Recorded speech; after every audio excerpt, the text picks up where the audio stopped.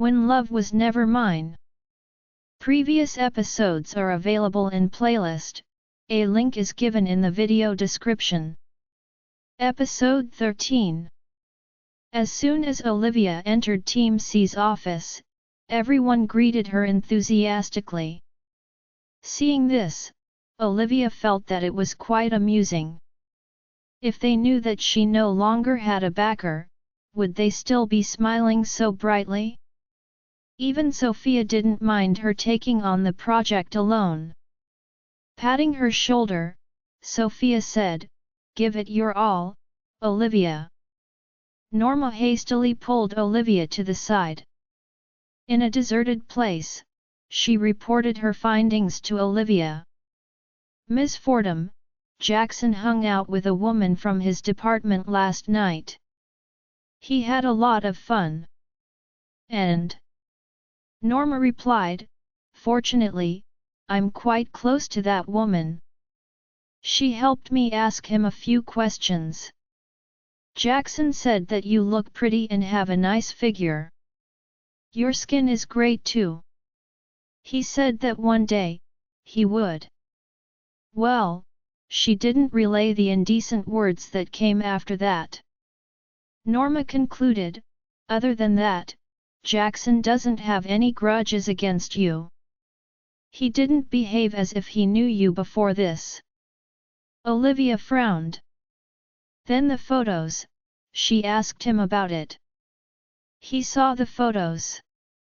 He said that if Mr. Lincoln can do it, then so can he.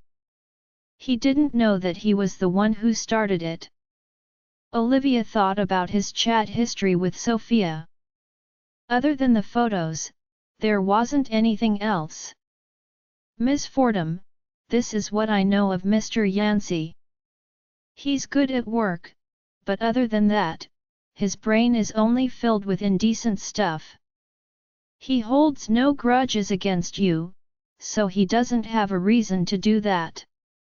Olivia wondered aloud, if he didn't do it, then why did the photos come from him? He's a perverted man. Anyone can bait him as long as they show some skin.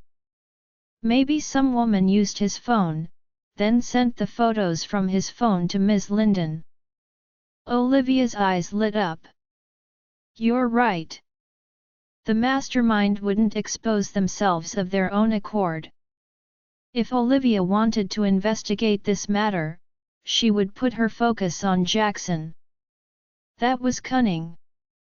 Now, if Olivia could figure out who had gotten in touch with Jackson, the truth would be revealed." Thinking that she was one step closer to the truth, Olivia felt her heart beating wildly. The hospital called her up as well. "Miss Fordham, we received your report ahead of time. The chemotherapy was very effective, and the cancer cells are visibly under control. They've stopped multiplying. Also, the tumor has shrunk." Olivia looked at the blue sky. Her mood was instantly lifted. "It's good news. Judging by the data, you can go for an operation now. Still, you need a specialist to have a look at you. I'll prepare the best treatment plan for you." "Okay, Dr. Scott. Thank you so much." Olivia ended the call. Staying alive wasn't such a bad thing, after all. The woman was wearing respectable clothes, and she had exquisite makeup on her face. The receptionist didn't trouble her too much. "Ma'am, who are you looking for?" "I'm looking for my daughter." "Who's your daughter?" "Olivia Fordham." Chloe's gaze searched the whole office. Then, she locked onto Olivia's figure. Olivia didn't think Chloe was here to chat about old times. When they parted at the hospital that day, Olivia had blacklisted Chloe. Norma spoke up. "Wow, Ms. Fordham, your mother is so young and pretty. No wonder she could give birth to such a beautiful. Before Norma could finish praising Olivia, Chloe stomped up to Olivia in her high heels. Without another word, Chloe delivered a slap to her face. "You shameless woman! You've even tracked him to the company." It wasn't that Olivia couldn't dodge it. Instead, Chloe was simply too fast. Olivia also didn't expect her to do that in public. Olivia was stunned by the slap. In her memories, Chloe was a distant person who had always been cold to Olivia. No matter what, Chloe had received lessons on manners since she was young. How could she hit Olivia in public? Olivia covered her face, taking a deep breath to suppress the rage in her heart. "Mrs. Carlton, I think you owe me an explanation. If I had known you would turn out as shameless as this, Olivia, I wouldn't have given birth to you. I'm very disappointed in you." Chloe's slap had ruined Olivia's good mood for the past 2 days. Olivia's colleagues looked on curiously. Olivia couldn't handle the embarrassment. "If you have something to say, let's talk outside." Chloe swept her hand away. "What's the matter? Are you scared that I'll expose what you did? I have no idea how your father raised you. I can't believe you've resorted to such tactics. He has already cut off ties with you, but you ran after him and even joined his company." Olivia understood what was going on now. Marina knew that she couldn't change Ethan's decision, so she urged Chloe to make an appearance. Chloe would shame Olivia in public. Then, Olivia would feel so embarrassed that she would leave the company on her own. This plot wasn't too cunning, but it was the most hurtful. Olivia looked at Chloe with a hurt look on her face. "But you're my mother." She couldn't understand it. Chloe was her biological mother, but she kept siding with Marina. Chloe knew that Marina had ruined her family, but she never scolded Marina for it. Instead, she played along with Marina's plot and came to the company to cause trouble. Marina must have told Chloe something. Chloe's face was filled with rage as she said, "I don't have a shameless daughter like you." With that, she grabbed Olivia's hair. "Come with me. You shouldn't be here." The people around them couldn't help even if they wanted to. They never thought that Olivia's mother would be so fierce. At that moment, they still didn't know Chloe's identity. When people from the other departments heard of this incident, they stopped working. They crowded at the entrance of the office to watch the show. "Go and tell Mr. Miller that you're resigning right now. Don't you dare go out and embarrass yourself ever again. Let go."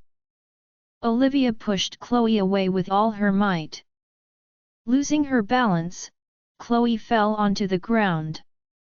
She didn't make a fuss on the ground, but her words were still hurtful. Scrambling to get up, she scolded Olivia for ruining someone else's family.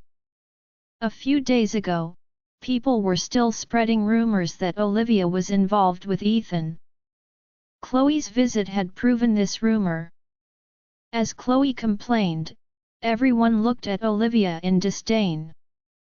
Homewreckers were rampant these days, and many people hated them as well. Everyone whispered among themselves. Olivia could hear the horrible words they were saying.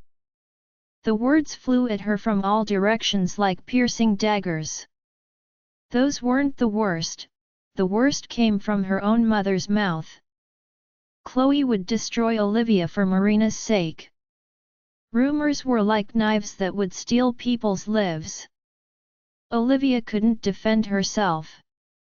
Under such circumstances, anything she said would be wrong. No matter what she said, her mother's words would still win over hers.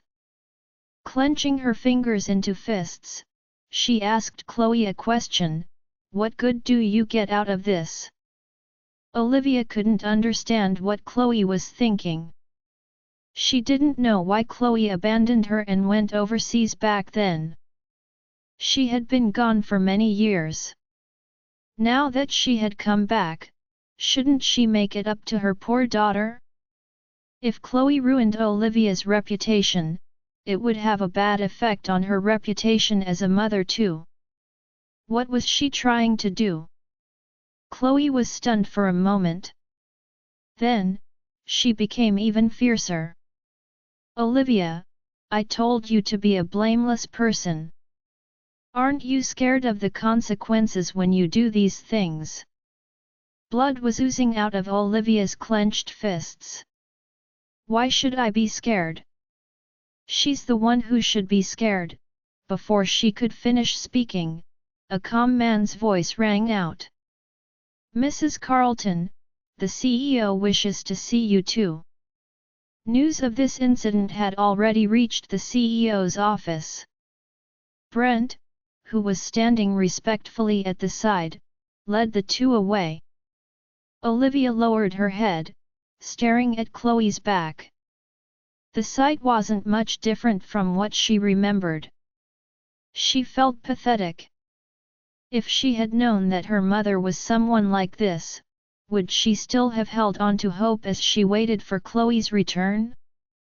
Opening the door, Brent respectfully led Chloe in. "Have a seat, ma'am." Chloe sat down. Brent was about to ask Olivia to take a seat when Olivia interrupted him. "It's okay, I'll stand." Putting down the document in his hands, Ethan stood up. He moved swiftly. When he walked past Olivia, she felt a breeze picking up. Ethan sat down opposite Chloe. He didn't say a word, and there was cold air coming from him. Be it Jeff or Chris, both had only ever shown Chloe their gentle sides. So, she wasn't used to the suppressing feeling coming from someone younger than her. "Miss Parker, you should inform me beforehand if you're coming to the company. I could send someone to welcome you." Ethan began to boil some water for tea. He also rinsed the cups while he was at it. His movements were so skilled that he looked like a master. Chloe wasn't as arrogant as she had been just now. Placing her hands on her knees, she behaved like a proper lady. "I had something to talk to my daughter about." Ethan's voice wasn't loud, and his tone was steady as well. His well-defined hands took the cups, rinsing them thoroughly. His movements were elegant and graceful. "Miss Parker, you can make as much fuss as you'd like. Young people like us have no right to intervene." Still, he placed the cups firmly on the table, producing a loud sound. Ethan stared at Chloe. "Isn't it inappropriate for you to cause trouble at my company?" Chloe could feel the majestic air of a higher-up coming from him. She gulped, having never thought that a younger person could be so powerful. "Ethan, I'm doing this for your sake. I know that Liv has been pestering you all this while. She has already gotten divorced from you, but she's still sticking to you. You're about to be engaged to Marina, so I was just trying to help you." Olivia was furious. She was about to say something when Ethan spoke up before she did. "Miss Parker, I think you've misunderstood something." Ethan placed the cup in front of her. "Ever since the beginning, I've been the one pestering your daughter." His words were like an invisible slap delivered to Chloe's face. For a long while, Chloe was stunned. She stuttered as she said, "How can this be? I heard that you two had a rocky relationship." You two are divorced, too. You even have a child with Marina. I thought, Ethan replied, Miss Parker, sometimes, the truth differs from what you see. Moreover, all those are just rumors.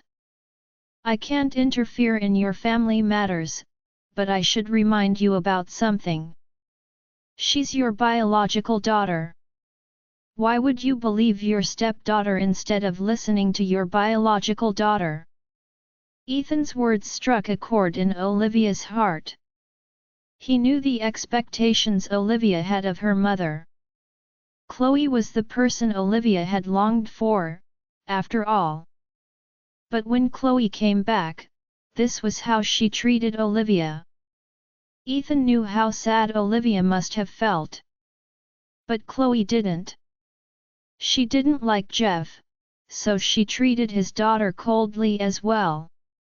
Marina wasn't quite respectful to her, especially when Chris wasn't around. Marina had plotted against Chloe many times. Human nature could be terrible. People would usually show their gentlest sides to outsiders, but they treated their closest relatives with anger and hatred. Over the years, it had become a habit of Chloe's to try and please Marina. Likewise, she ignored Olivia out of habit. She didn't care about Olivia and even abandoned her without consideration. Ethan's words didn't make her reflect on her actions. She said stubbornly to him, I only know that you're getting engaged to Marina today. Your relationship with Liv belongs to the past. Liv, I'm begging you, just stay away from Ethan. Don't ruin Marina's family, please. Olivia was heartbroken. She had finally regained her desire to live, but Chloe had destroyed it all. Is everything I do a mistake, Mrs. Carlton? If you have a sense of shame, you'd stay away from Ethan instead of working at his company. Marina is being ridiculed because of you. Olivia looked at the cold expression on Chloe's face. She remembered that when she was a young child, she would try her best to get good grades. When she showed Chloe her answer sheet with great results, Chloe would react just like this. Chloe had never cared. Oh, all right. Now wash your hands and get ready for lunch. In the afternoon, take piano lessons at home by yourself. I'm going to the beauty salon. Olivia had never received the praise she looked forward to. She didn't know what went wrong. Her classmates said that every parent would love children who got good grades. So why won't Mom praise me? Olivia used to wonder. She thought that she wasn't good enough, so she had to work harder. Olivia had always been a smart person. She didn't waste her talent, and she worked harder than anyone else. She received praise from everyone around her, except for Chloe. It was only at this moment that she realized something. When someone didn't like a person, they would find fault even with the person's breathing. Chloe didn't like Olivia. She even treated Olivia like a stain that caused her to betray her first love. Even if Olivia plucked the stars from the sky and presented them to Chloe, the latter would remain indifferent. She would just think that the things Olivia gave her were dirty. When Olivia was young, she could still fantasize and convince herself that Chloe must have a reason for her actions. She would tell herself that Chloe still loved her. She paid a price for growing up. She finally realized the sort of person Chloe was, and she learned that Chloe had never loved her. Marina wasn't related to Chloe by blood, but Chloe loved and pampered her because she was the daughter of Chloe's sweetheart. Olivia raised her head, trying to hold back the tears. At that moment, her stomach acted up again. After lying low for a few days, that same spot began to ache again. Seeing that Olivia hadn't spoken a word, Chloe softened her tone. Liv, you can't blame me for playing favorites. Marina hasn't been in good health since she was young. Now, she finally managed to marry the person she likes.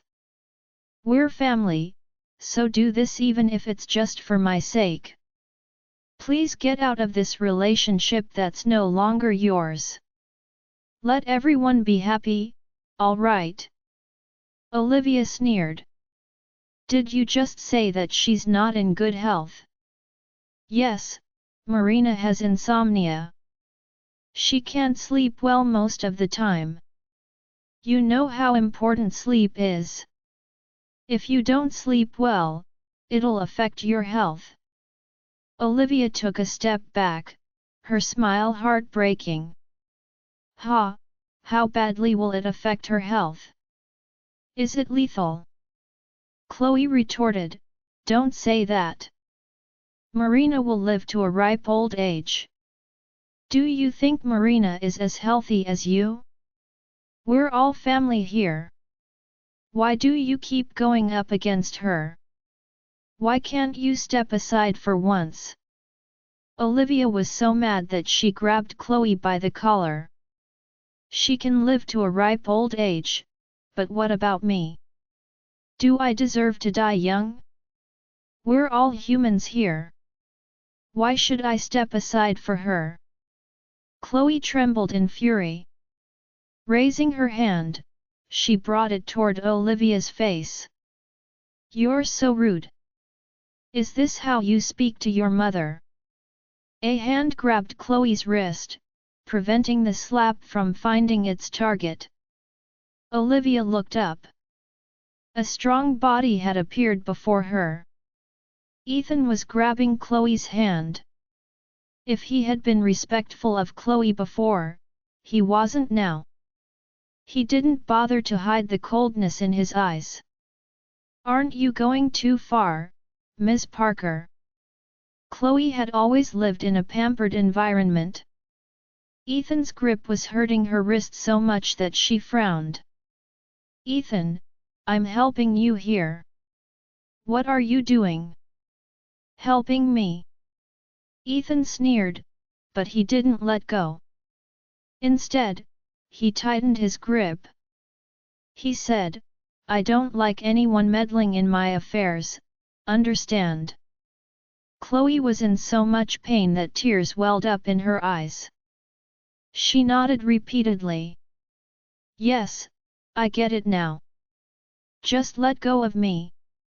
Ms. Parker, look properly at the person in front of you. She's your real daughter. With that, Ethan pushed her hand away. Two trails of tears appeared on Chloe's face. It was all because of Ethan. She looked at Olivia with an even fiercer expression. She transferred the pain Ethan caused her onto Olivia. Look, it's all your fault.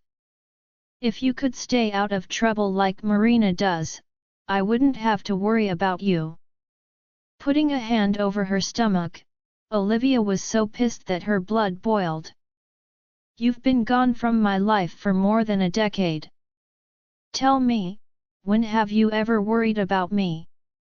Instead of feeling guilty, Chloe got even angrier.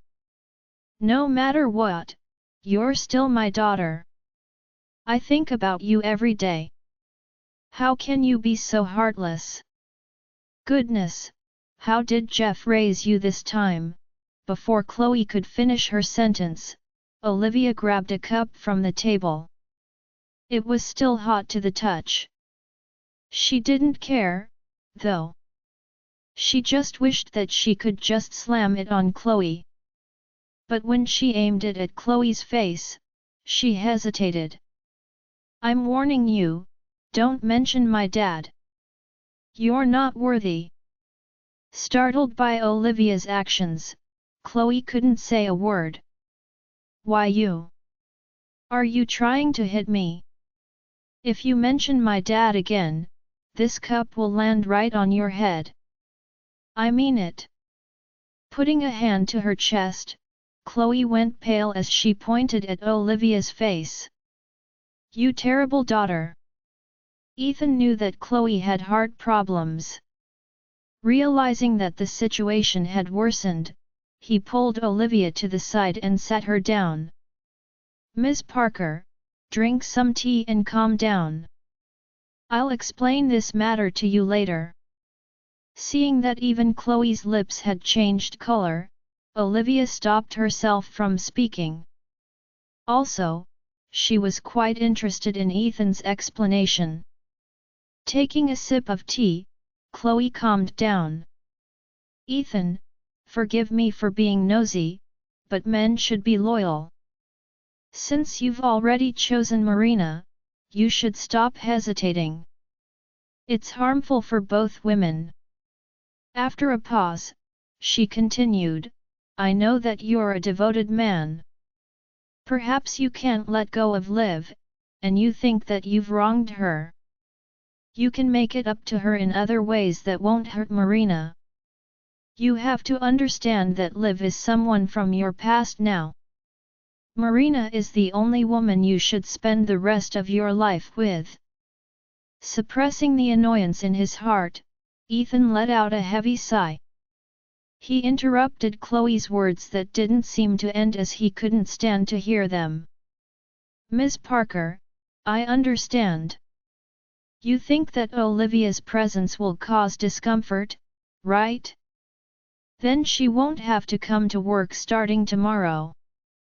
Olivia turned to look at him. What did you say? Ethan said slowly, You're fired. When Chloe heard that, her expression softened considerably. I knew it. This woman was indeed pestering you. You hear that, Liv? Now gather your things and go home with me. Chloe reached out to grab Olivia's hand. I was a little worked up just now, so don't take my words to heart. I'm doing this for your good. Since you're already divorced, you should completely cut ties with him. Clinging on will only hurt everyone, Olivia pushed her hand away. You're right, you should completely cut ties after a divorce. When your ex-husband is about to die on the sick bed, you don't have to visit him not even once. Chloe froze. When she thought about it, she truly hadn't taken the initiative to visit Jeff since her return. Are you blaming me? When I came back, your dad was in the ICU, so outsiders weren't allowed to visit. Olivia found her explanation pathetic. Ms. Parker, I'm seriously doubting your sincerity. When the Parker family was almost going bankrupt, Dad was the one who saved them. You didn't want to marry him, so he waited for you. But when you did marry him, you did it reluctantly. You even thought of that marriage as a disgrace. But what has my dad done against you? Once your true love returned, you left without a trace. But even now, my dad has never married another woman. You can complain about anyone in this world, but you have no right to complain about my dad. Olivia's words caused Chloe's face to redden. Olivia was just one step away from calling Chibe an ingrate. Casual date is just a click away. Sign up and start meeting women in your area today. With that, Olivia looked at Ethan. I didn't do anything wrong. Why did you fire me? Ethan looked at her coldly. Because you caused quite a lot of trouble in the few days you were here. You've affected the company's image. Miller Group doesn't need an employee like you. I'll ask HR to pay you 3 times your salary, as per the contract. You can go downstairs and eat it now. Olivia was frustrated. She was so close to figuring out the truth, but this had to happen. Also, she had just said that she had nothing to do with Ethan. She couldn't plead with him to change his mind. Ethan studied her expression. She looked like she was holding something back. He said with intention, "Isn't this what you want?" Olivia clenched her fists, then let go in the end. Yes. Understood. Now that Chloe's goal was achieved, she instantly turned gentle again. Liv, tell me if you need money. The Carltons have a lot of assets. If there's anything you'd like, I'll have it arranged for you. I'm not worthy. Olivia nodded slightly at Ethan, then left without looking back. When Olivia went back to Team C, everyone looked at her with curious gazes. Some even looked like they were eager for gossip. Seeing that Olivia was gathering her things, Norma didn't mock her for once. Are you leaving, Ms. Fordham? Yes. Olivia didn't have many things in the first place, so she was done in a few minutes. Norma saw her off at the entrance. Ms. Fordham, why don't you talk it over with Mr. Miller? You're such an excellent employee. How can he fire you just like that? Olivia knew what Norma was thinking.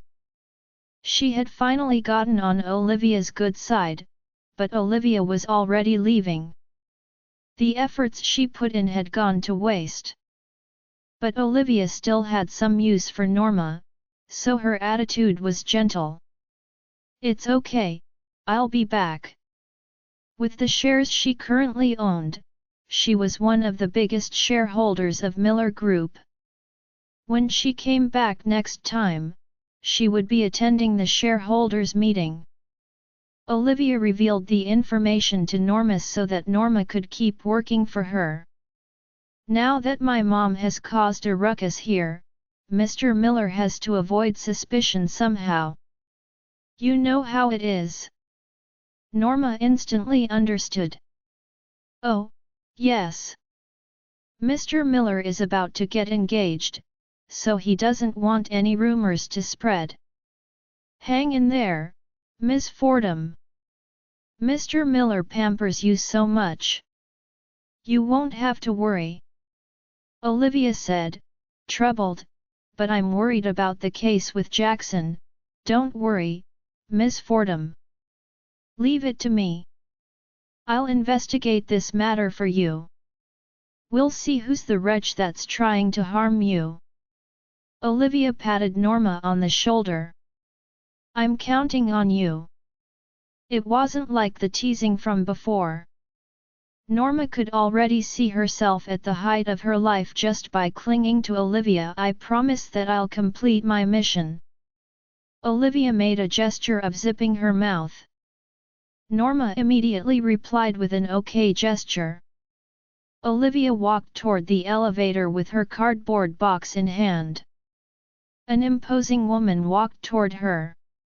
The woman was the leader of Team B. The woman crossed her arms as a look of disdain appeared on her face.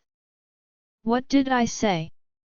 The position you get from sleeping around won't last. People showed their ugliest sides to those they had never talked to before. With just a few words, they could show the greatest malice toward strangers. Clara was one such person. Olivia achieved something she couldn't. So, she tried to harm Olivia on several occasions. Olivia was mad at the moment. Straightening herself, she retorted, "Did you forget to brush your teeth before leaving the house today? It stinks." What did you say? Clara's sleek eyebrows creased as the look in her eyes turned sharp. Olivia met her gaze coldly. Of all the skills you could pick up, you decided to have a sharp and nasty tongue. Do I even know you? Why do you keep insulting me? Can you hear me this time? If not, I'll get someone to carve my words on your tombstone. Clara was a team leader, after all. She had never met a newbie who talked to her like this. Her expression instantly changed. Olivia couldn't be bothered with her. Shoving her aside, Olivia went inside the elevator. When Olivia left the building, even the weather was bad. It was supposed to be a sunny day, but it suddenly started raining. Olivia turned around to look at the building that reached the skies.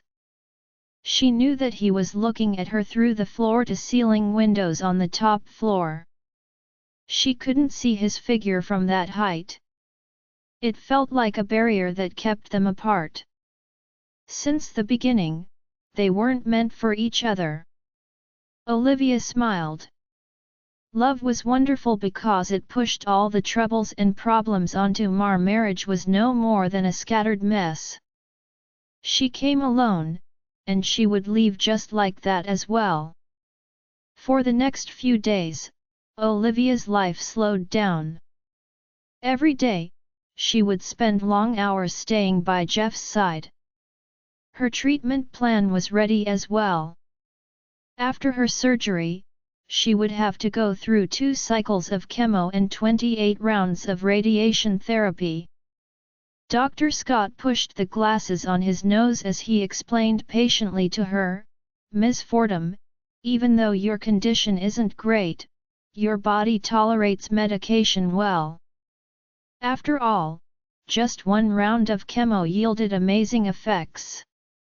You just need to strengthen your body a little after the surgery. Then, your chances of surviving the next 5 years will increase." For cancer patients, 5 years was a critical period.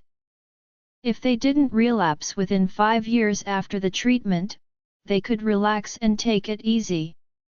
"When is the surgery?" Dr. Scott replied, "This Friday. Our hospital was originally lacking in resources to deal with tumors. But Dr. Rogers had asked that you be treated well, after all. Moreover, your condition can't afford any delays, so we managed to adjust the schedule for you." Olivia mumbled, "Friday." It was also the day of Ethan and Marina's engagement. "Is there a problem, Ms. Fordham?" "No, that's good to hear. Here are some things you should look out for. Please be careful for the next few days." Dr. Scott gave her a few sheets of paper. As if remembering something, he asked, "I heard that your father is staying in the hospital as well. When the time comes, you'll need a family member to sign the risk acknowledgement letter. Who will be signing for you, Ms. Fordham?" Chloe's face flashed across Olivia's mind. She suppressed the bitterness welling up in her throat.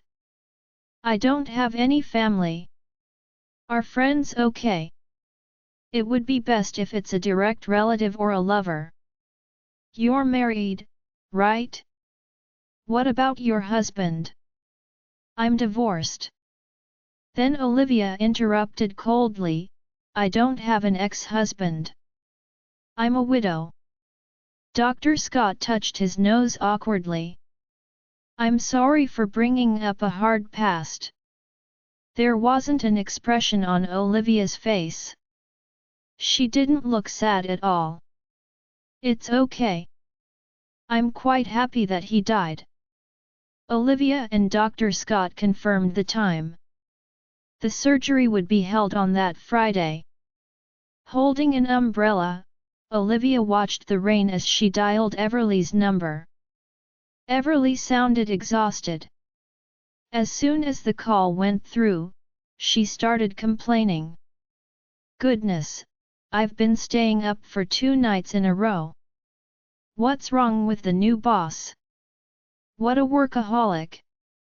Covering her mouth, Olivia chuckled. "I remember you telling me how handsome he was just a few days ago. So what if he is? He's not my boyfriend, anyway. I shouldn't have switched jobs. It wasn't too bad to laze around in my previous company. After Everly broke up, Josh went to her previous company every day to beg for forgiveness. In her fury, Everly resigned from her job. She didn't want to work for people anymore. Declining Ethan's offer, she went to work at an outstanding real estate company. As a result, she cursed her boss every day for being nitpicky. He was extremely harsh toward his employees. By the way, Eve, are you free this Friday? Nope. The exploiter wants me to go on a business trip with him to Belford. What's up? Olivia knew that Everly strived for strength. She seemed to be cursing her boss, but in reality, she wanted to make it big in life. She was currently in a period of growth in her job. Of course, she would have to focus on work. Olivia swallowed the words she was about to say. Nothing, I just wanted to invite you to a meal. Maybe next time. Sure. We have all the time in the world, anyway. I'll bring back local snacks from Belford for you, Liv. Everly didn't say much before hanging up. She was asked to revise the proposal again. Smiling, Olivia bade her goodbye. Olivia looked at the blurry view in the rain. Reaching out, she felt the raindrops on her palm. The cool moisture gave her a sense of reality. She felt like she was truly alive. Like a child with no home to return to, Olivia crouched under the tree. She hugged her knees as she looked at the busy street. The world was so huge, but she couldn't find anyone to sign the letter for her. Drops of rain rolled down her umbrella, splashing into the little puddle in front of her. A huge screen opposite her showed the venue for Ethan's engagement ceremony. It was a cherry field, and cherry blossoms were in full bloom. Ethan would be welcoming his bride in his suit and leather shoes.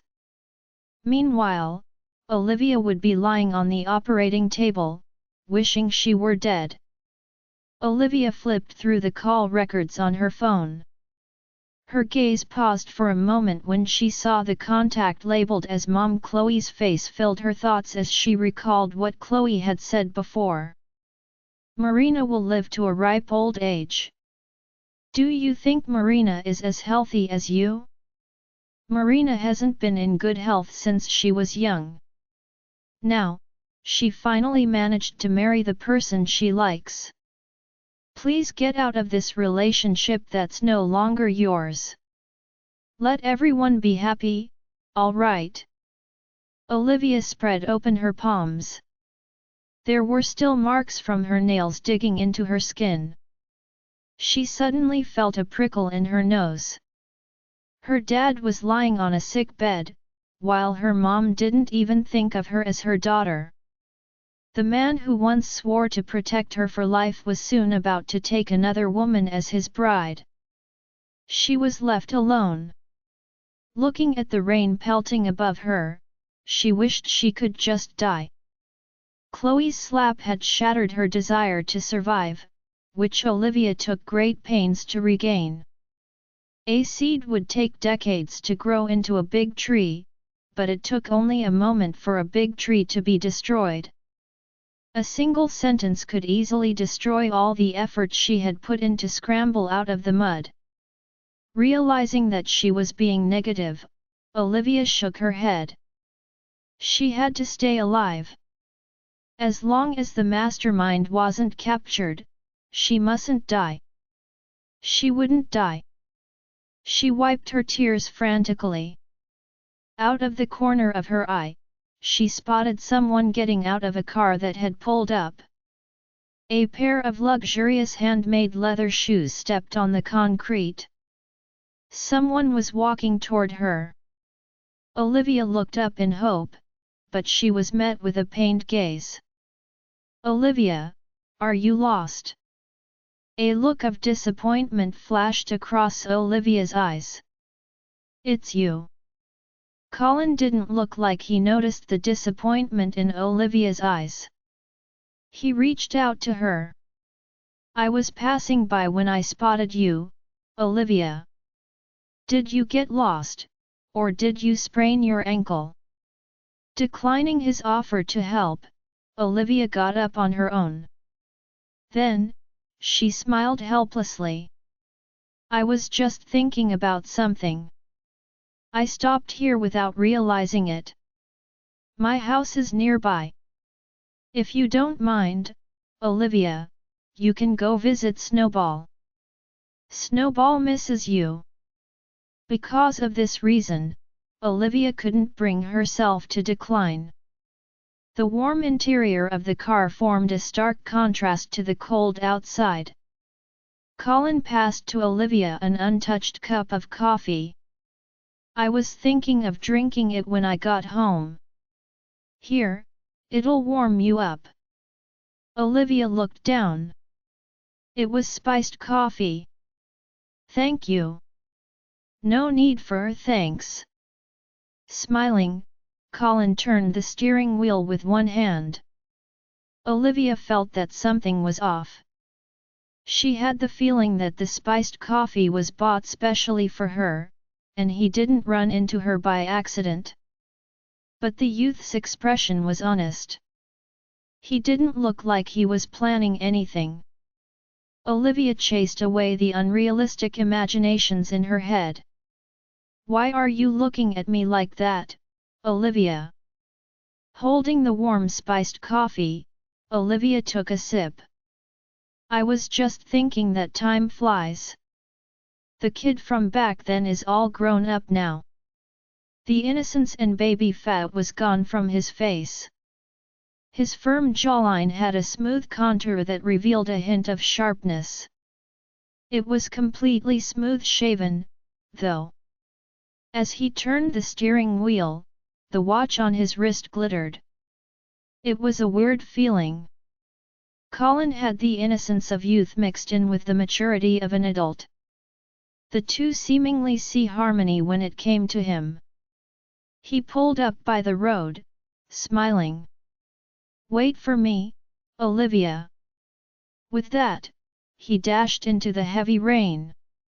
10 minutes later, he came back with shopping bags. There were fresh fruits and also a change of women's clothing. Styles existed in stuffing the bags into Olivia's arms. He explained smilingly, Olivia, I noticed that the hem of your skirt was wet just now. I bought some clothes, but I eyeballed the size. If they're the wrong size, you'll have to put up with them. Also, here are some freshly cut fruits. You can eat some in case you feel hungry. Olivia was stunned as she looked at the youth's drenched body. The young man's expression froze. Do you not like them, Olivia? She held the bags, shaking her head. That's not it. It's been a while since the last time someone was this nice to me. Colin was stunned for an instant. Then, he smiled. It's okay. Now that I'm back, I'll treat you well in the future, Olivia. The car came to a stop. It was only then that she noticed something. Colin lived somewhere near the Fordham residence. If she gazed in the direction of Fordham residence from here, she could see the flowering tree. It was poking out of the walls around the yard. Colin opened the gates of his house. The small yard was quite minimalistic. White stones formed a simple path in the yard while water flowed gently in the fountain. There were a few cherry trees in the yard, and their petals were scattered all over the ground. Before Olivia could admire the scenery, she heard a familiar meow. A white figure leaped into her arms. There was a small cut on the white cat's ears. A mouse had bitten her when she was young. Olivia patted Snowball's fluffy head as both sorrow and joy filled her heart. "I'm so sorry for losing you." Snowball rubbed against her cheek with a meow. Olivia recalled the time she had spent with Snowball. Snowball was an old cat that had lived for more than a decade. She had stayed with Olivia for almost 2/3 of her life. They used to be inseparable. Because she had gotten married, she drifted away from Snowball. Now, Olivia rarely got to see the cat. Stepping forward, Colin held an umbrella over Olivia's head. "Olivia, let's get out of the rain. Snowball won't be leaving, so you have all the time in the world to play with her." Olivia thought, all the time in the world. She smiled self-mockingly.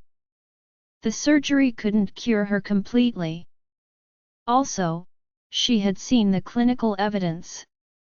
Many people experienced their cancer cells spreading even faster after the surgery. She had no idea whether death or tomorrow would come first. To her, every day was her last day in this world. She smiled gently. "All right. I'll go in, then." Olivia felt that human hearts were quite simple. Colin's cooking managed to heal the hurt she received from Ethan and Chloe.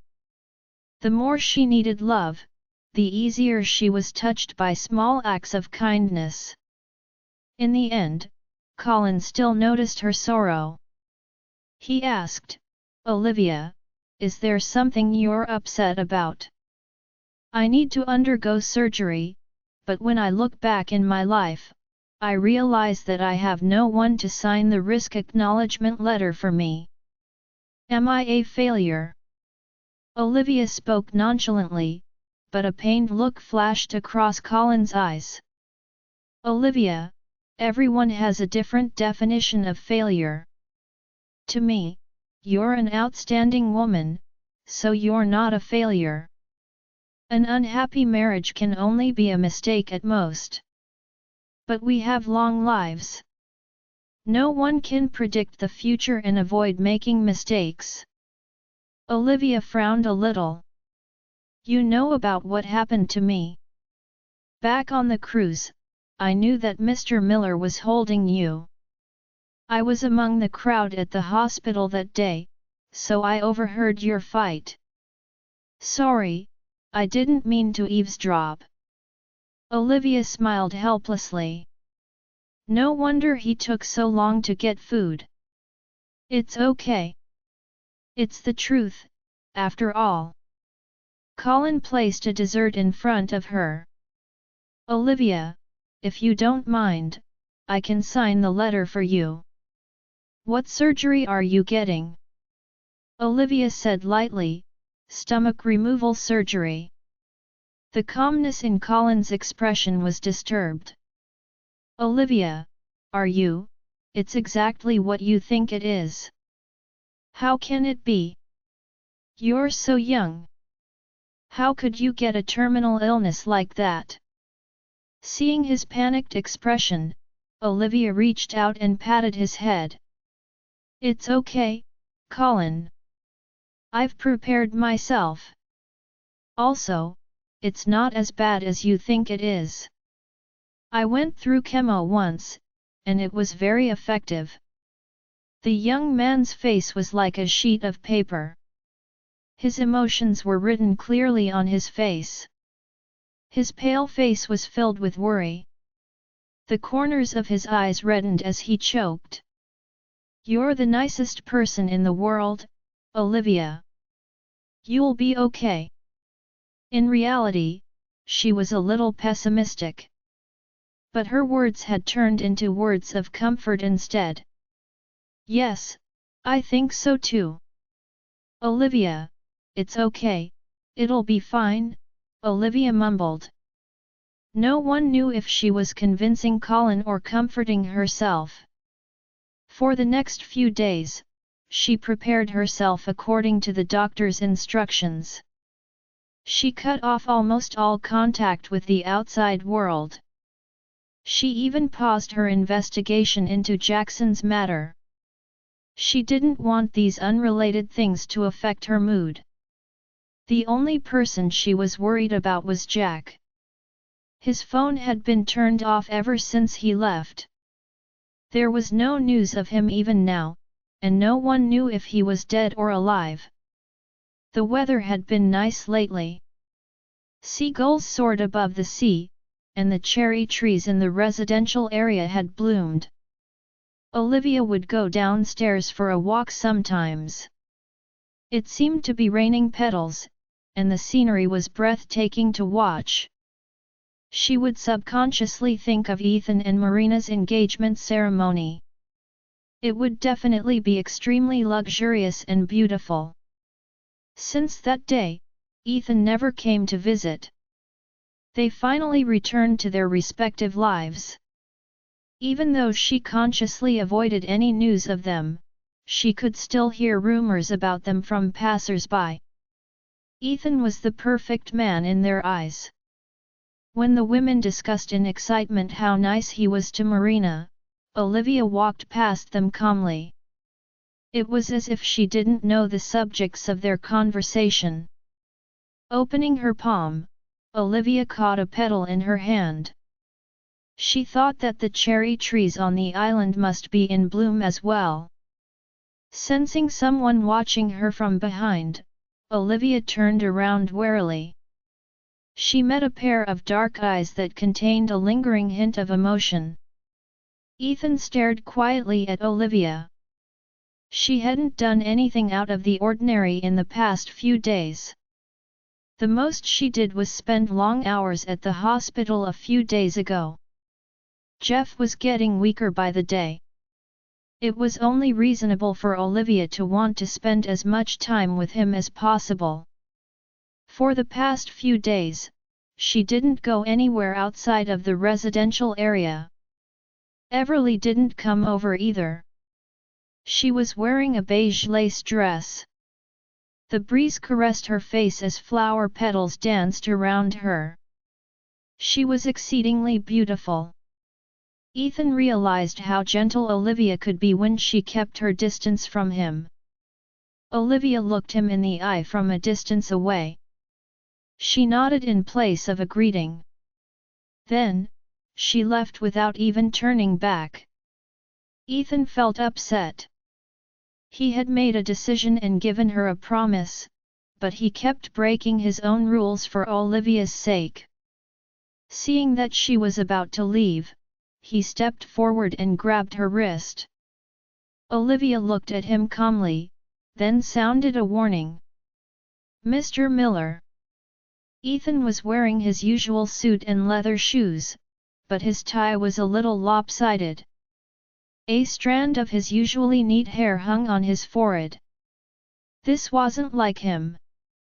He was getting engaged tomorrow. Logically speaking, he should be on cloud 9 at the moment. So why does he look so sad? Olivia wondered. Ethan gulped. "I just feel uneasy." He knew he shouldn't come looking for Olivia, but the uneasiness had been gnawing at him for days. "Oh." Olivia blinked, then looked calmly at him. The sky darkened, and the street lights above them quietly turned on. His tall figure was bathed in the light from the street lights. The calmness was gone from his face. "Are you hiding something from me?" Ethan didn't know why he had that feeling. The last time he felt this uneasiness was 2 years ago, the day before Olivia fell into the ocean. He felt that something was about to happen. Olivia looked up into his eyes. Her voice was quiet as she said, "No. Can you let go of me, Mr. Miller?" Her face seemed to be covered in fog. He couldn't figure out her true thoughts. "After all, I don't want your fiancé to misunderstand. If, Ethan hesitantly spoke up. If you need anything, you can tell me. I need a man. Will you give me that? Olivia smiled, watching Ethan's expression turn cold. See? If you can't do it, don't make promises so casually. Mr. Miller, you probably don't understand this. But the higher your hopes are, the bigger your disappointment will be. Reaching out, she pried his fingers off her wrist. You once said that I'm the only woman in your life, but in the end, you didn't keep your word. When Ethan's last finger was pried away, Olivia turned her back to him. Ethan, don't talk to me anymore. My life has nothing to do with you anymore. With that, Olivia ran into the distance. The petals seemed to be raining down, drowning her figure bit by bit. Ethan wanted to run after her, but he suddenly realized that he had lost even the right to go after her. He thought, what can I say even if I catch up to her? Can I change anything in the end? He put a hand to his chest, where his heart was throbbing. Why do I still feel so uneasy? He wondered. Olivia ran into the elevator and then pressed the button to her floor. She gasped heavily for air. Things have already come to this point. Why did he come here despite that? She thought. When the elevator doors opened with a ding, she slowly walked out. She saw someone standing at the entrance of her home. Olivia only glanced at the person before turning around and going back into the elevator. Liv, don't go.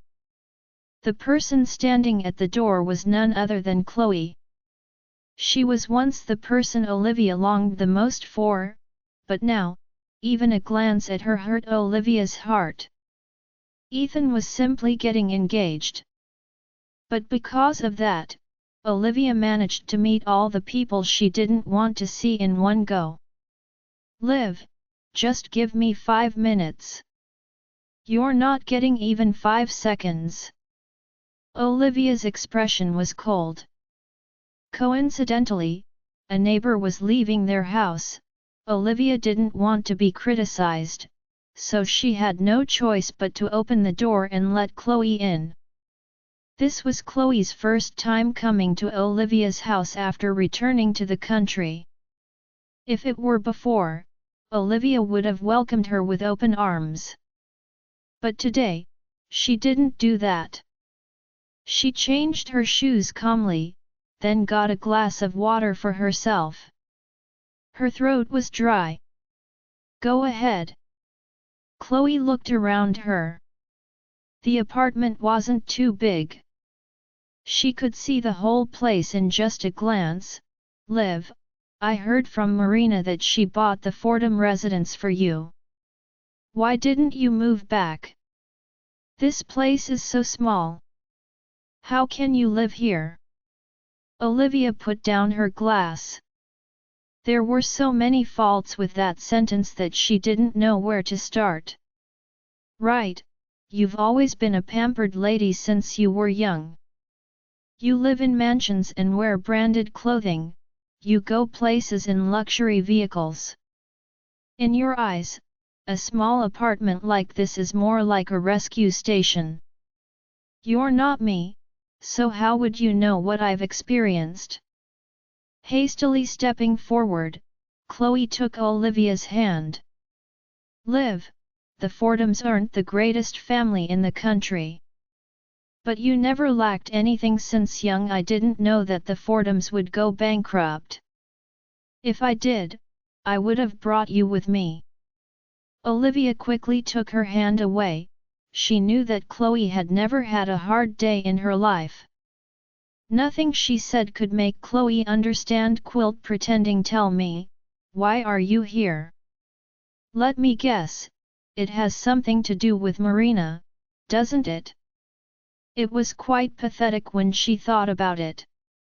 Every time her mother came looking for her, it was always about her stepdaughter. Chloe Menti good at hiding her emotions. An award look flashed across her face. I'm here to apologize to you for what happened last time.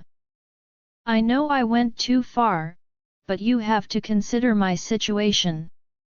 In reality, in all those years I was married to Chris, he was good to me. But Marina never thought of me as her mother. Even Mr. Carlton Sr. didn't like me. I had a terrible time in that family. Clocks staged. It's not like I'm selfish or anything. You and Ethan are already divorced. If you keep getting involved with him, I'll affect your reputation too. I'm doing this to help Marina so that she won't criticize me again. I'm also helping you at the same time. You're all young, so you'll meet someone even better. You need to completely break off your previous relationship, Olivia thought, and she's saying that she's not selfish? Should I make a sign with the word selfish and hang it around her? She was so mad that she could only laugh in exasperation. You sacrificed your biological daughter's reputation for the sake of your so-called happiness. You did it just to maintain your position in that family. Amazing. One Chloe replied, Liv, you're still young, so you don't know what I'm facing. I'm doing this for your good. You lost Ethan, but you still have the Carltons. The Carltons have a wide network. No matter what you want to do in the future, they can help you. Olivia retorted, so I should thank you. Chloe didn't notice the sarcasm in Olivia's voice. If you talk to Chris more often, you'll find that he's a good person. Liv, he earnestly wants to be your dad. Olivia held a hand against her stomach. Noticing her silence, Chloe rattled on. The Carltons welcome your arrival. It's Marina and Ethan's engagement ceremony tomorrow. Attend the ceremony as her sister and give the couple your blessing, okay? Olivia didn't know how Chris managed to charm Chloe. She thought, she's already so old, so how can she still be so naive? She replied, why should I bless them? Marina is the reason I ended up like this today. I haven't even made her pay for what she's done to me, but I'm supposed to give her my blessing now? What's the logic behind this? Chloe said, I also heard about what happened between you two. Liv, what happened to your child was an accident. Marina also fell into the sea, and she almost ended up like you. But she was fortunate enough to have given birth to the child. You can't blame her. Olivia knew that Marina had been spinning tales in front of Chloe again. No matter what Marina said, Chloe would believe her and reprimand Olivia instead. Mrs. Carlton, your generosity knows no bounds. Have you considered doing charity work? Chloe said in exasperation, Liv, I'm sincerely inviting you to attend their engagement ceremony. What's with your attitude? Why are you still holding on at this point? Can't you be a good girl so that I can stop worrying about you? Every word Chloe said was like salt rubbed into Olivia's wound.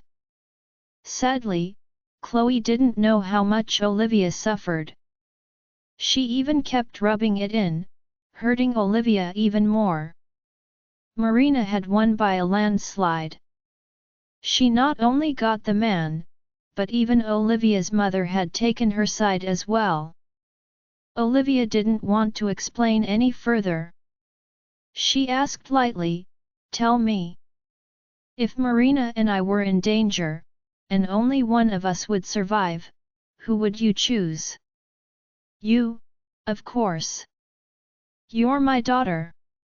Everything I do is for your good. Chloe sighed. You might think that my words are foul, but I'm truly doing all this so that you can be happier.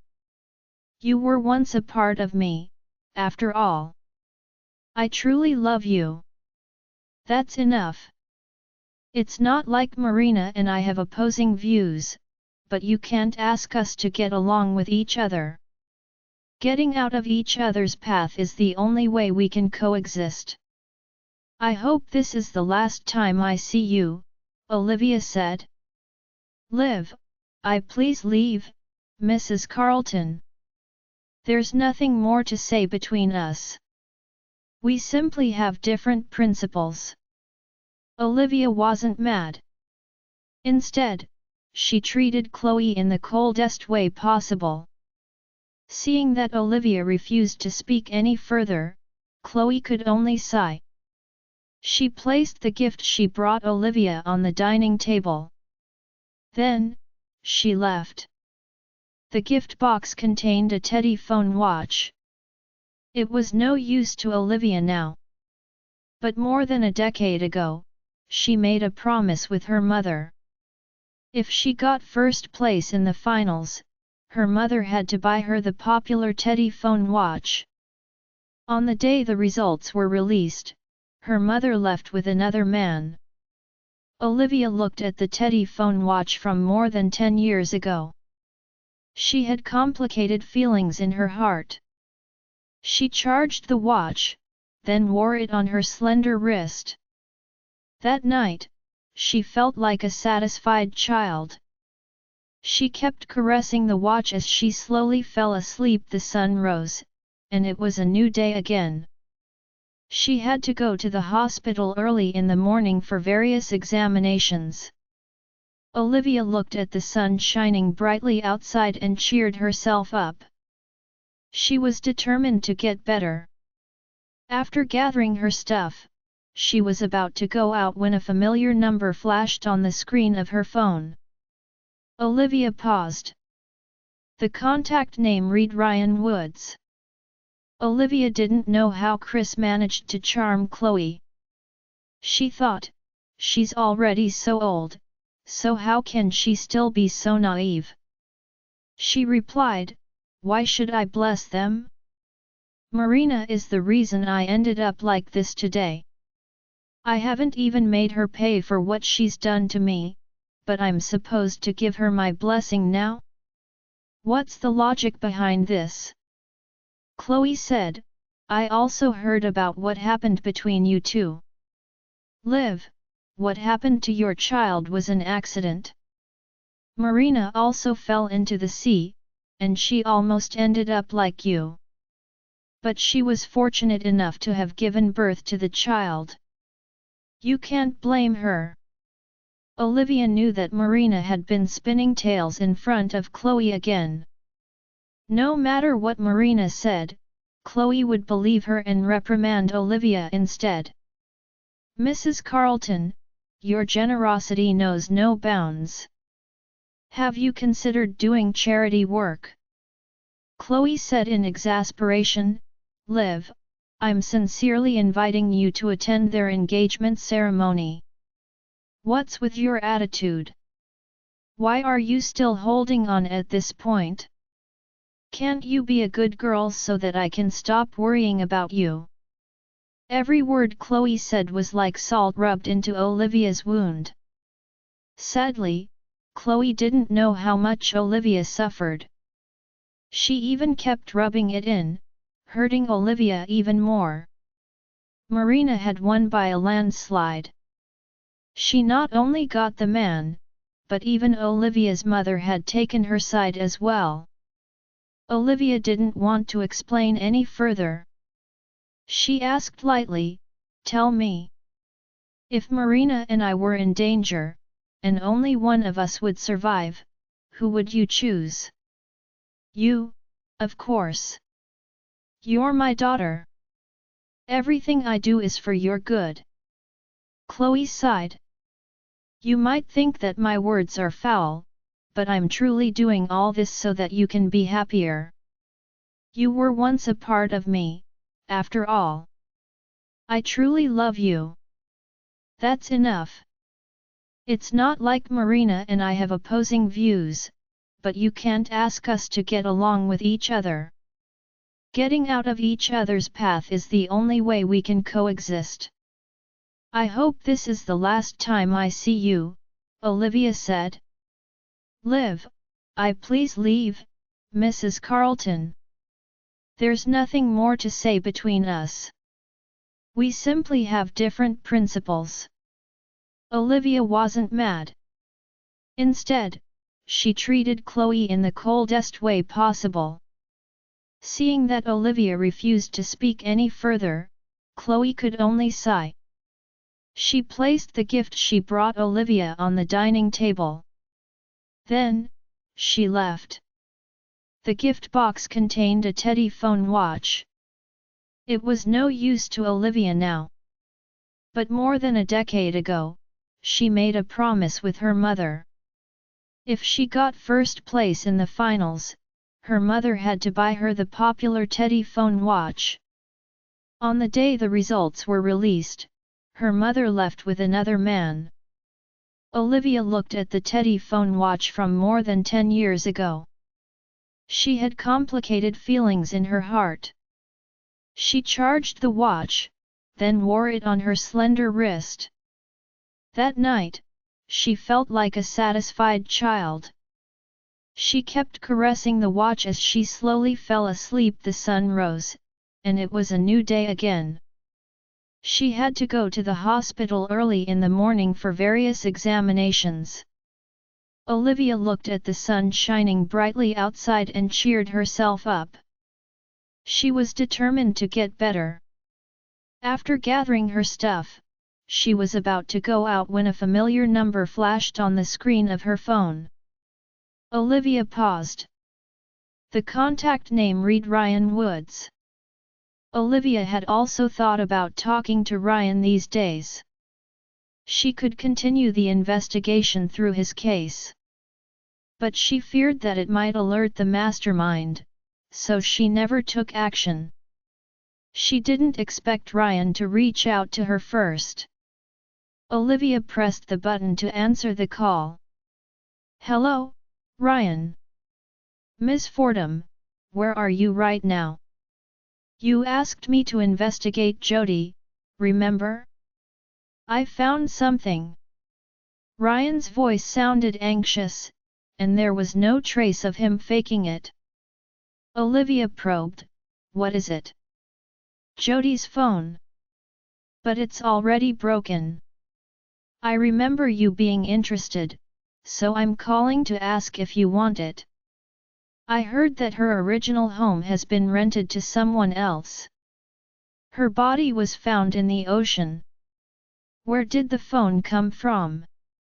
If it's already broken, how can you be sure that it's Jody's? Olivia was smart, and she soon found the key point. Ryan thought that she would latch onto the clue without hesitation. He didn't expect her to figure out the flaw so soon. While Ryan was stunned, Olivia spoke up. Ryan, I don't know what your goal is, but my dad funded your studies. You wouldn't be where you are today without him.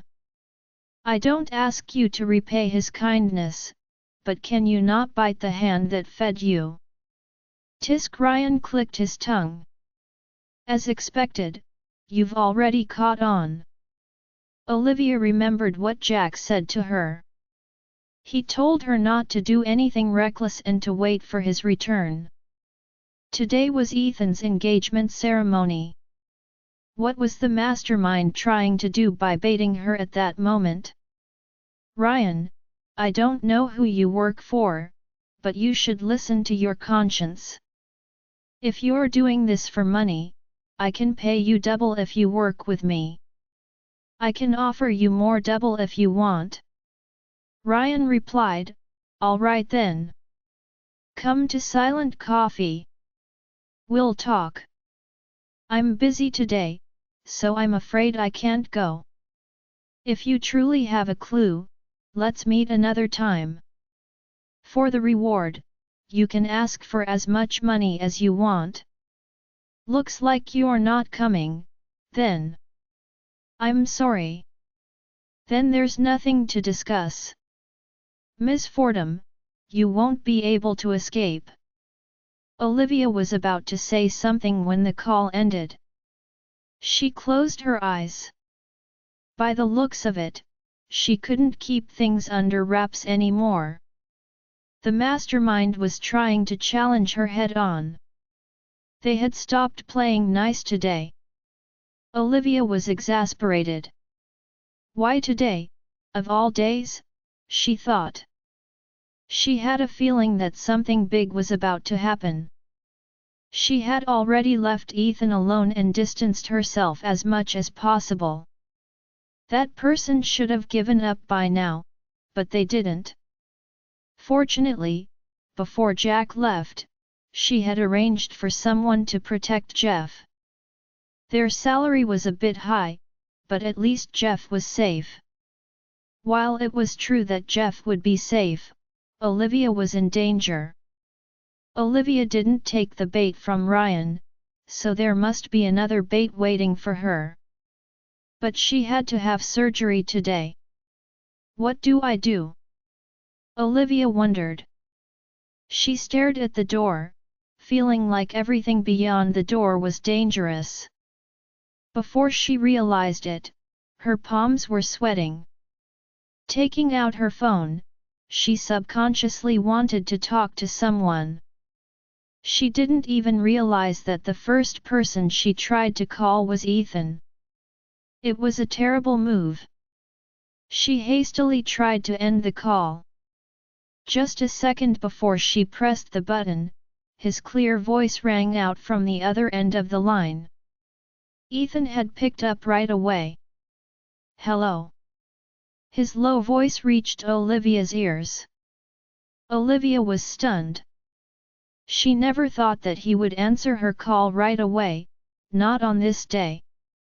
After a long period of silence, Ethan said in annoyance, "Say something." Olivia thought, "Say something? What should I say? Do I ask for some of his men to protect me?" She had said to him just a few days ago that they shouldn't talk to each other anymore. If she spoke to him on the day of his engagement ceremony, he would think that she was looking for attention. Olivia quickly came to her senses and said, "Happy engagement." They weren't talking in person. But Olivia felt like the atmosphere between them was extremely awkward. Ethan's voice was filled with dissatisfaction. "Is that all you wanted to say?" She had already spoken, so it was too late to take back her words. Calming herself, Olivia said, "Yes. We're not strangers, after all. I feel like I should congratulate you on a day like this." Ethan gritted his teeth. "Thanks." With that, he hung up. Listening to the beeps coming from her phone, Olivia sighed helplessly.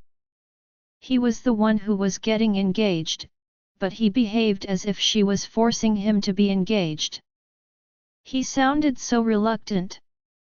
She wouldn't tell Ethan about this, or it would ruin his engagement ceremony. Not just Marina, but even Chloe would annoy her to no end. Just then, Colin happened to call her. Olivia felt like she had seen the light. "Colin." "Good morning, Olivia. Can you come over and pick me up?" Olivia carefully asked for help. "Of course. I'm already on my way. I'll be at the entrance of your residential area in a minute. I'll be right there." Checking the surveillance camera, Olivia made sure that there was no danger outside. Then, she grabbed her stuff and dashed out, getting into the elevator right away. There were usually people getting in and out of the elevator. It only took a few minutes, so the mastermind wouldn't be that bold. Watching the number on the elevator decrease, Olivia grew even uneasier. 8, 7, 6, Olivia gripped her phone tightly. Colin sent her a message, telling her that he was already at the ER. He even sent her an emoji. Then, he told her to take her time gathering her things, as it was still The cute emoji on the screen made Olivia relax a little. A faint smile appeared on her lips. When she looked up, she realized that the elevator didn't stop on the first floor. But she knew that she had already pressed the button for the first floor. Yet the elevator was still descending. An uneasy feeling invaded her heart. Did someone do something to the elevator? She thought. She sent Colin a voice message right away. Colin, I'm in the elevator.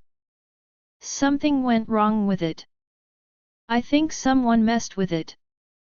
She had just finished speaking when the elevator doors opened.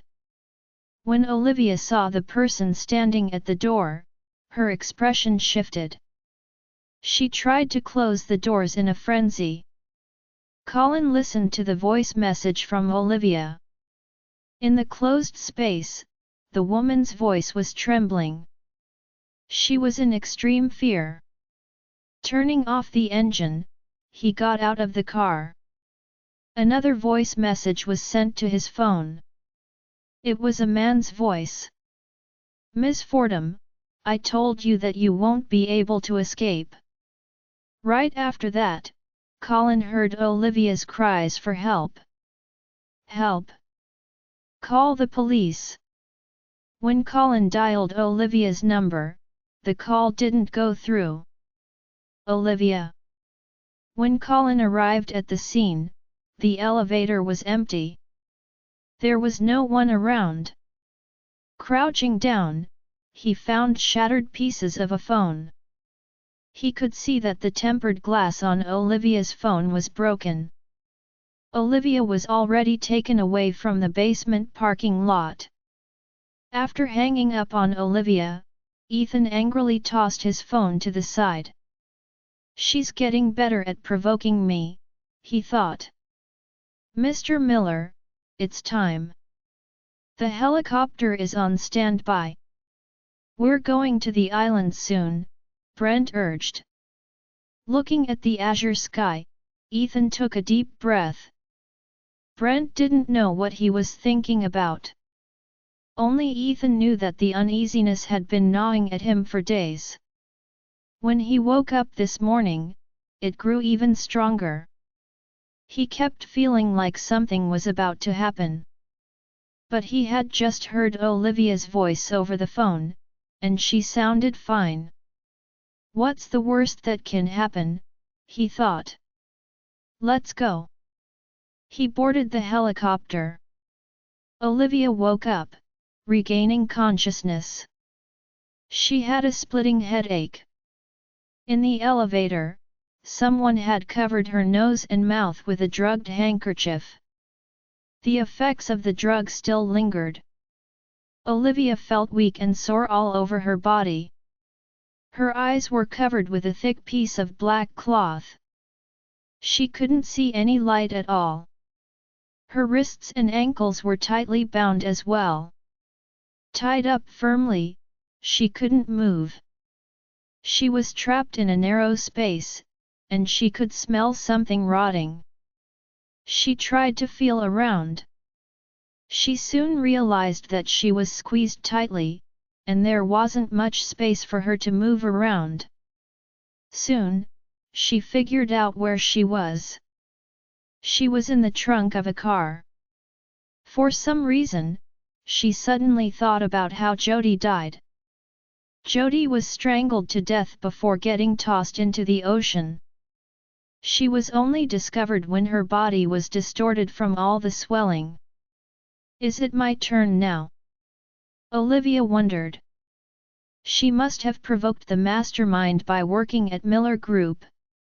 They wanted to end this game prematurely, so they decided to attack her on the day of Ethan's engagement ceremony. But she didn't want to die yet. Olivia sensed that there was danger before she left. So, she hid a pocket knife under her clothes. Fortunately, her body was quite flexible. Olivia bent her body into a semicircle. Then, she felt the inside of her coat with her finger. She had been trapped in a closed space for a long time. So, her body was drenched in sweat. The car was going at a steady pace without stopping, so they must be on the expressway right now. This meant that they wouldn't be reaching their destination so soon. She still had time. Enduring the pain, she patiently rubbed at her coat with all her might. All her strength was focused on her fingertips. When she touched the surface of the pocket knife, her heart skipped a beat. Found it! She exclaimed in her mind. She slowly moved the knife out. Then, she sawed it lightly against the rope. Olivia didn't dare to make it too obvious.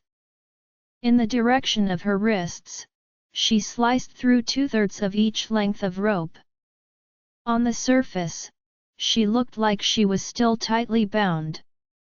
But if she used enough strength to struggle, she could completely break free. After dealing with the ropes, she twisted her body so that it looked like a shrimp was being pulled backward. Every time she sawed the ropes, she had to use up all her strength. Her vision was dark, and oxygen was running low. Her head was spinning. Still, Olivia managed to perk up. She refused to waste even a second. Based on what she knew of the mastermind, they paid attention to detail, and they hid their traces very well. They were also quite cruel. For example, there was that one time she went to the mental hospital. She received news of Belle's death right after that.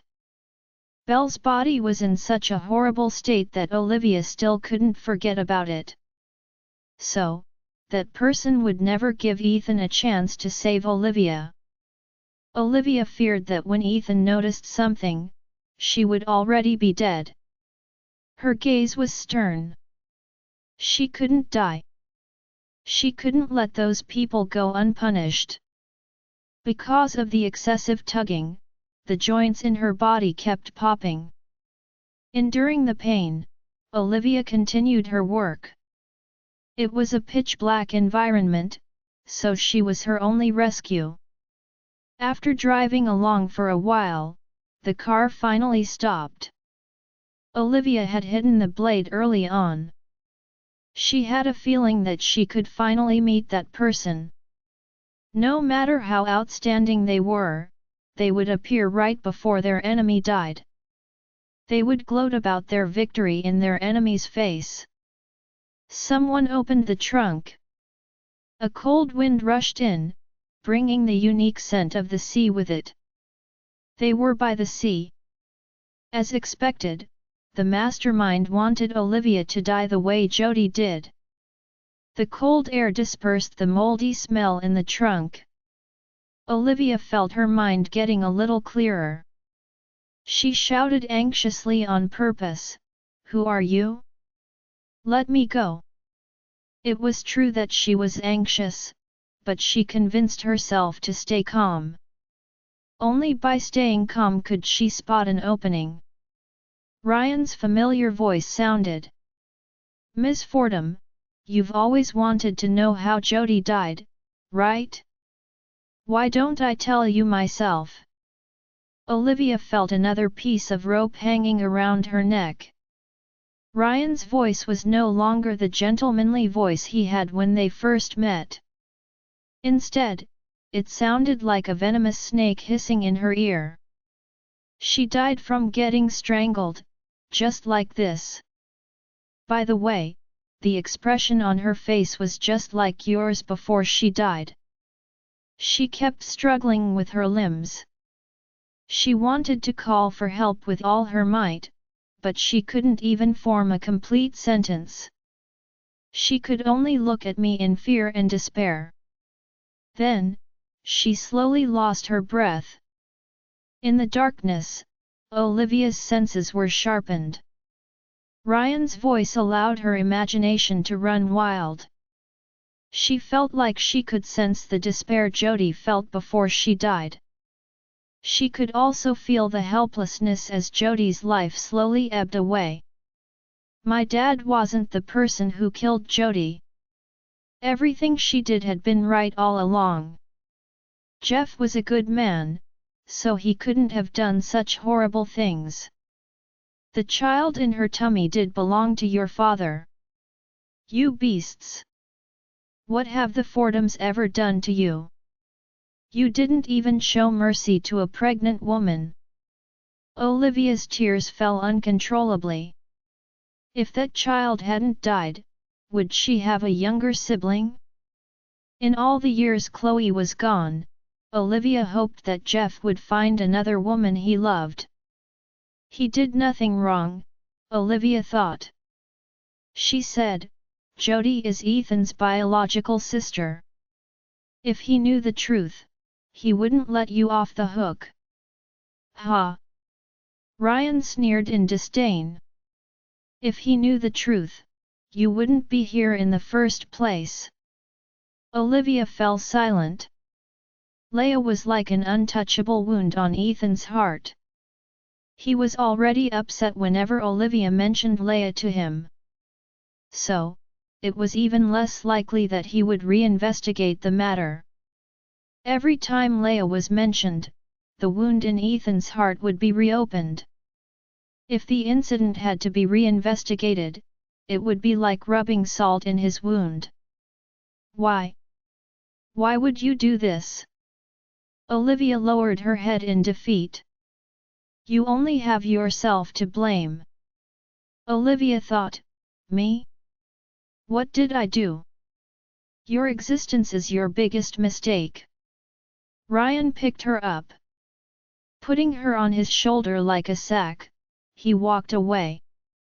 Olivia had been feeling sick after getting locked up for so long. When he carried her like that, her dizziness only worsened. Her stomach was churning. The sound of the sea breeze gradually turned soft. They must be indoors now. It felt like a spacious room as well, for she could hear Ryan's voice clearly. Her body was tossed to the ground. Olivia felt that she had hit something and that something moved. She realized that she was at the feet of a person. Is this person the mastermind? She wondered. At that thought, all the blood in Olivia's body seemed to have rushed to her head. Her body trembled uncontrollably. Various complex emotions surged in her heart. Olivia said in hatred, "Are you the one pulling the strings behind the scenes? You caused the Fordhams to go bankrupt, and now my dad is dying in the hospital because of you." She sensed someone crouching down. Then, a hand lifted her chin. A genderless voice rang out. "It's me." The person's voice was deliberately disguised so that it couldn't be distinguished. But when the person tilted Olivia's chin with their fingers, Olivia caught a faint scent of herbs. Olivia had only studied modern medicine, so she had little knowledge of herbal medicine. She wasn't able to tell what kind of herbs she was smelling or even if it was a mixture of several herbs. "Do you plan to kill me?" Olivia asked directly. "Your life is not in my hands." Olivia frowned, confused. She didn't understand what other motive the person would have for bringing her to a place like this. "What do you mean?" Olivia felt more uneasy after she learned that she wouldn't be killed. If they were keeping her alive, it would surely have something to do with Ethan. "I'm already divorced from him. I have nothing now. What else do you want from me?" The person's fingers tightened around Olivia's chin. Olivia winced in pain, but she didn't make a sound. "You're a smart woman. I can see why he likes you so much." The person saw through Olivia's intent to get more information out of her. She didn't bring up a single word about her plans for Ethan. Olivia saw that the person didn't take the bait. "With the way things are now, I know I won't be able to leave here alive. If my guess is correct, this must be an abandoned house near the ocean. Ethan won't be able to come here in time to save me." "That's right. I have one request before I die. Can you show me your face? I want to see the face of the person that brought my family to ruins." The fingers on Olivia's chin tightened once more. "You have no right to request anything from me." The person did not let up and added, "I told you, you might not be the one to die today." Olivia wanted to say something more, but she heard the sound of a phone vibrating. The person picked up the phone and said with a laid-back tone, "I'm just playing around. Are you mad that I hurt her?" The room was quiet. Olivia thought she heard the voice of a man coming from the other end of the phone. Before she could listen closely, the person let go of her chin. The person walked away to continue their conversation on the phone. Olivia could hear the nonchalance in that person's tone. It was as if Olivia's life had no value to them. Olivia tried to calm herself. She was blindfolded, so she couldn't inspect her surroundings. She didn't dare to break through the ropes around her hands. She held onto the penknife in her palm tightly. Even if she didn't walk out of here today, she was determined to go down with that person. This was the best chance she had for revenge. It would be hard for her to find the person again on her own. Olivia would also like to see what tricks the person had hidden up their sleeve. She kept telling herself she couldn't be rash. But she couldn't control the massive throbbing pain in her stomach.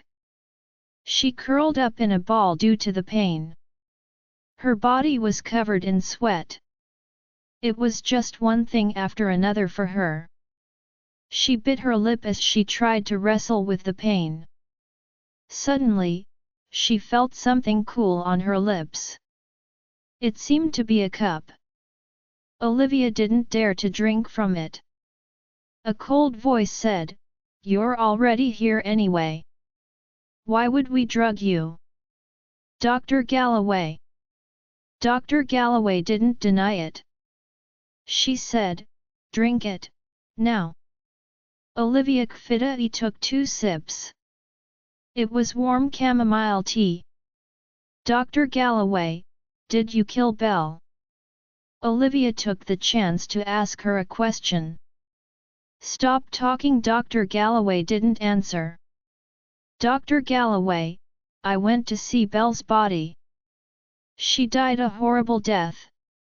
Do you have a grudge against her? Did she really have to die like that? That's a life you took. Won't it keep you up at night?"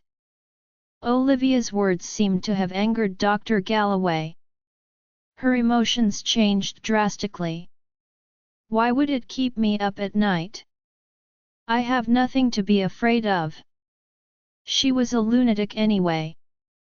She would have died a few years ago if not for my care. I only sent her off.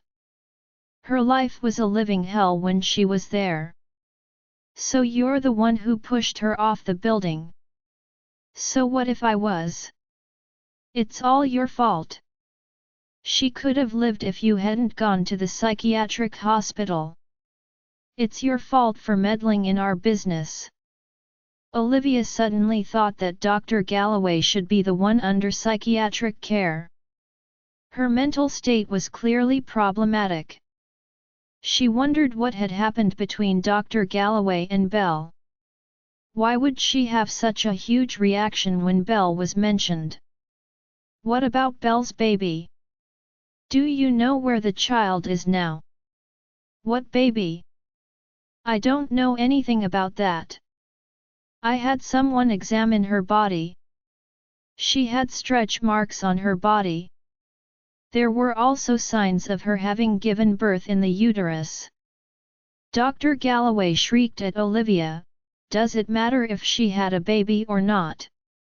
Belle, Olivia was about to ask her more questions about Belle when Ryan ran in and wrapped his arms around Dr. Galloway. "Calm down, Jennifer. It's all in the past now. There's no need to talk to her about that." Olivia wondered why Ryan had to say that. Did Belle's death take a toll on Dr. Galloway? Why would that be the case? She was the one who wanted Belle dead. Why would she go into a frenzy at the mention of Belle's death? Ryan took her away, and everything fell quiet once more. Nothing made a sound in the huge room. It was so quiet that Olivia could hear the beating of her own heart. She could also make out the sound of some mice scurrying around. She used to be afraid of mice. But she was dying soon, so she had no more energy to care about rodents. It was as if the mice sensed that she was still alive. They only sniffed around her body but never dared to come closer. Olivia's face was pressed against the uneven floor. It wasn't wood or floor tiles. It felt like it was the floor of an unfinished house. She could also smell some chemicals in the air. Olivia put the information she had together. It was an abandoned factory, and she was at the seaside. She guessed that she was probably at East Side Harbor. This used to be a very prosperous area. The cargo transportation business thrived here due to the harbor. Many large chemical plants were constructed here as well. However, due to government planning and the southward shift of economic focus along with the pollution caused by the chemical plants, many companies relocated. As a result, this area gradually became a wasteland. No one would know even if someone died here and their corpse was rotting.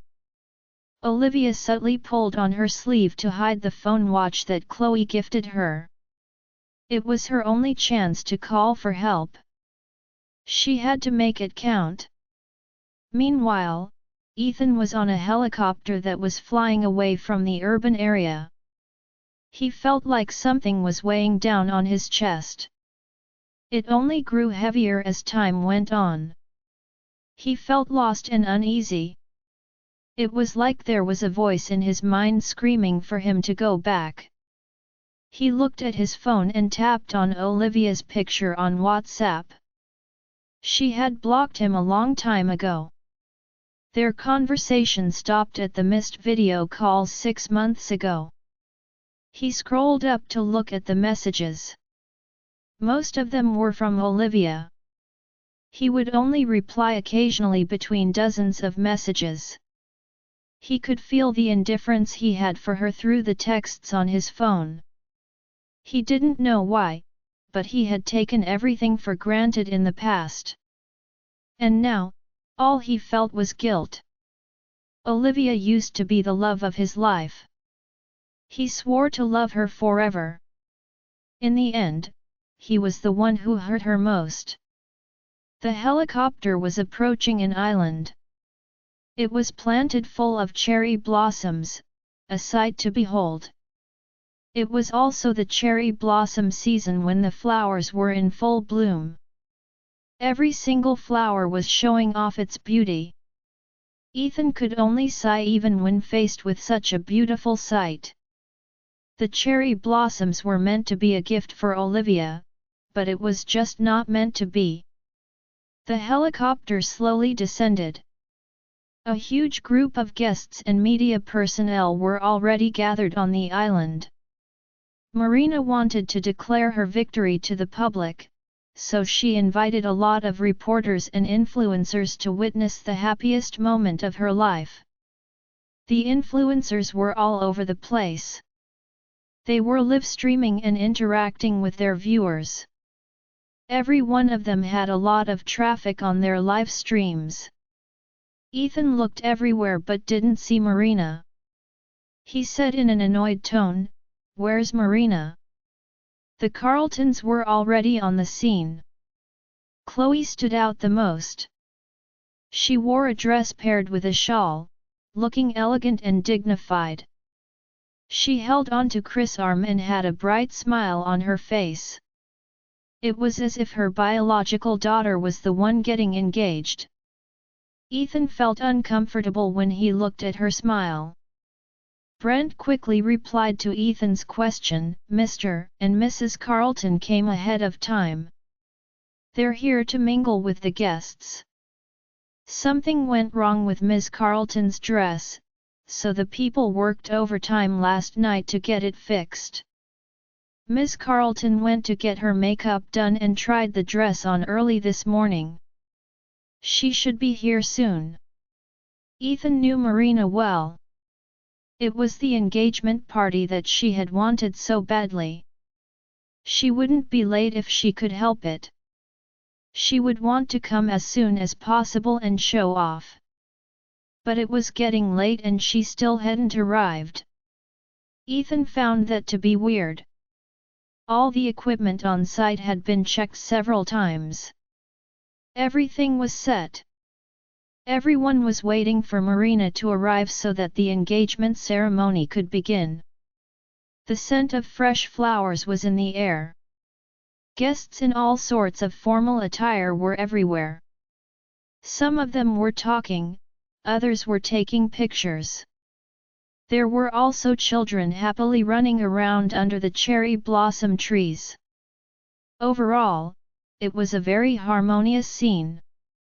Connor was being carried in Mina's arms. He looked curiously at the cherry blossom petals overhead. Petals were slowly falling even when there wasn't any wind. Connor wanted to grab some petals, but a petal fell on his nose just as he raised his head. He stopped moving immediately. He didn't want the petal to fall off. It was a very adorable moment. Chloe looked around and didn't see Marina anywhere. She tugged at Chris' arm, saying worriedly, "Why isn't Marina here yet? Could something have happened to her? She loves dolling herself up. She even had her dress returned and worked on for some minor issues. She's probably throwing a fit about the dress right now," Chris said sheepishly. "This won't do. The ceremony is about to begin. She can't afford to make a blunder now. I ask her to hurry up." Chloe was about to walk away when Chris grabbed her hand. "Don't overexert yourself. You were just discharged from the hospital a few days ago. You've also been working yourself to the bone for this ceremony. I know Marina has always held a grudge against you." Chloe smiled gently and said, "Her mother passed away when she was young. You didn't care for her much when she was a child. Understandably, she harbors some resentment. I'll try my best to make it up to her. Chloe, I'm so lucky I'm able to marry a woman like you." "Olivia isn't here today. Is she still mad at us? Jeff is still comatose in the hospital. Olivia's your only flesh and blood. I truly want to take good care of her. I know you're a kind man. She's just been spoiled by her father as a kid. She's also resentful that her marriage failed. You don't have to pay her any mind. She'll understand when she gets older."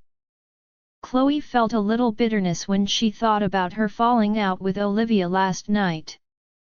Most of her encounters with Olivia ended with arguments since she returned from overseas. She thought Olivia was being too heartless considering she was trying her best to care for her. In Chloe's eyes, Olivia was like a rebellious child. She decided to have a heart-to-heart with Olivia after she was past this rebellious phase. I'll go contact Marina. Keep an eye on things here. Alright, but don't work yourself too hard. Chloe went under the shade of a cherry blossom tree and dialed Marina's number. She wasn't able to get through. Chloe wondered if Marina was already on the helicopter. She began to contact people who worked for Marina, and she received an unexpected reply. One of the staff told her that Marina had already boarded a helicopter 2 hours ago. The flight from Aldenvine to the island should only take around 30 minutes. If Marina boarded a helicopter 2 hours ago, where was she? Join our Facebook and WhatsApp group for more updates, link is given in description. Rest audiobook will be continued in next episode.